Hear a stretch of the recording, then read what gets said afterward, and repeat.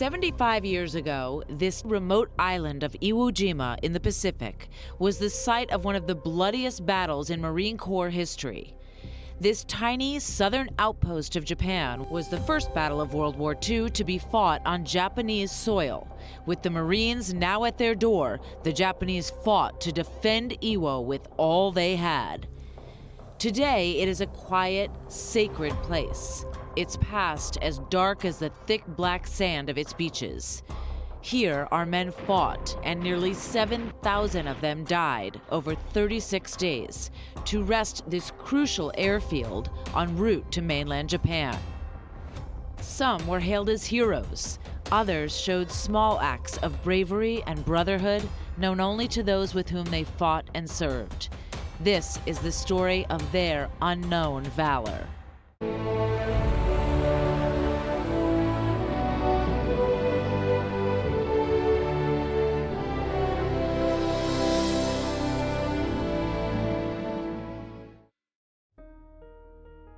I'm Martha MacCallum. Growing up, my mother, Betty MacCallum, told us the story of her cousin, Harry Gray. She shared with us his touching letters. In the summer of 1944, at 18, he left Arlington, Massachusetts, just after high school graduation, to join the Marines and serve in the Pacific. I was always intrigued and moved by these letters. I knew very little of the Battle of Iwo Jima, but I knew Harry's death there left a deep grief in my mother's family. A few years ago, I decided to tell his story. It struck me that in war movies, there are the heroes, and then there are hundreds of others. The guys who get hit on the beach or in the villages, just trying to carry out the mission. They are the extras in the movie. But for some family somewhere, they are their Harry Gray, their lost love, the line on the family tree that just ends. A young man who never got to have a life, get married, grow old. To learn about Harry and what happened to him on March 13, 1945, I started with a trip to Elmira, New York to visit his sister, my Aunt Nancy.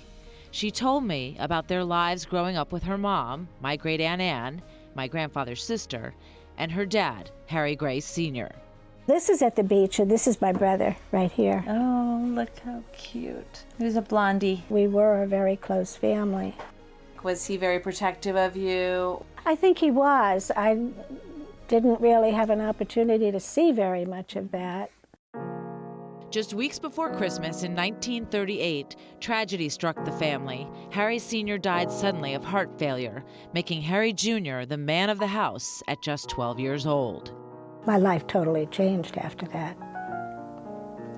And my brother's totally changed too. We didn't have any money because my father had only paid into Social Security for 2 years, and you had to pay in for 3 years before you could collect. So my mother went to work. It was with Harry's letters home, as well as those of his pal George Colburn, that I began.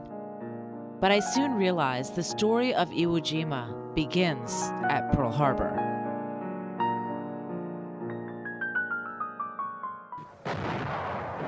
December 7th, 1941, a date which will live in infamy.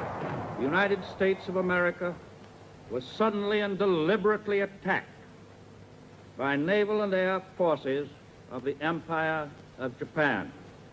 With confidence in our armed forces, with the unbounding determination of our people, we will gain the inevitable triumph, so help us God.